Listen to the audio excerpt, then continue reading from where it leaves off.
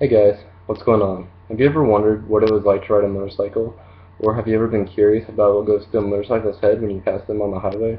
If so, I have some information that might help keep you and others safer while on the road.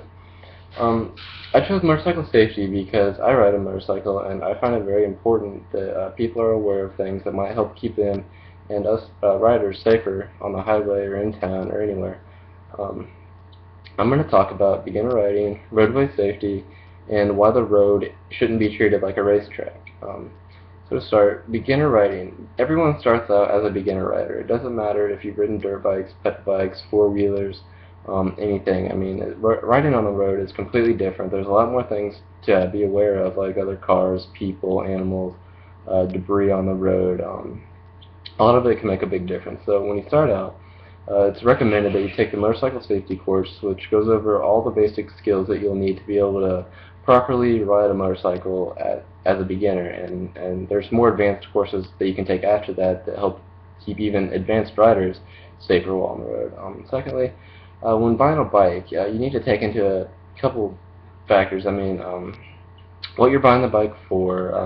If you're buying it for work or recreation, if you're buying it for work, you probably want a more comfortable bike that you can ride for longer distances. Something that's gas efficient, like a sport touring bike that has like the best of both worlds, like a cruiser and a sport bike. It's not completely a cruiser. It's not completely a sport bike. Also, before buying the bike, you need to factor in gear because gear is just as important as the bike is itself because it's going to protect you if you have an accident, and you're going to be glad you had it on because you're going to be missing less skin. Also, roadway safety. Roadway safety is important because being on the road affects everyone and everyone else around you.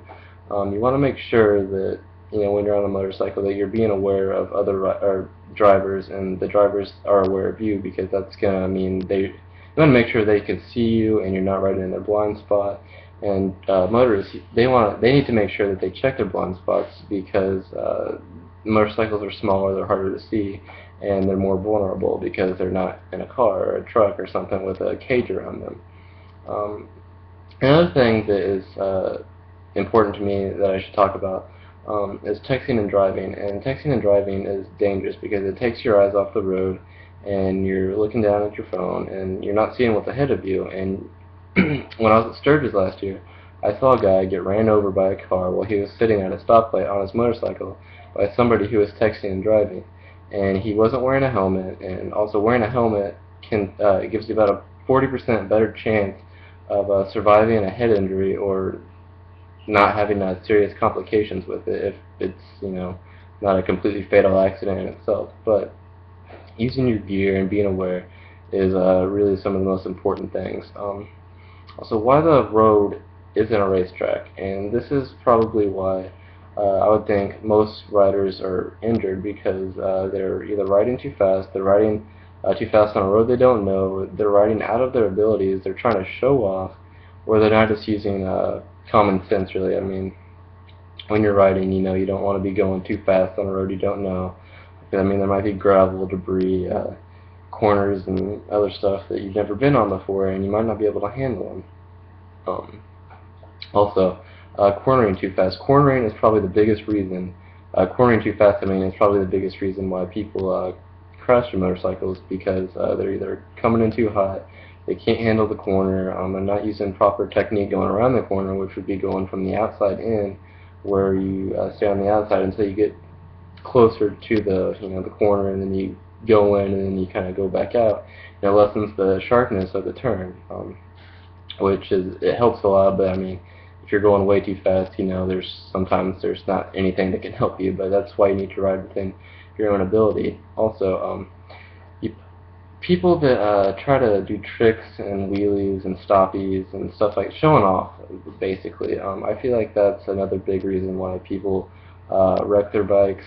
They injure themselves, they injure others. A buddy of mine, he was trying to keep up with somebody, and he uh, couldn't handle the corner and wrecked his bike, completely totaled his bike.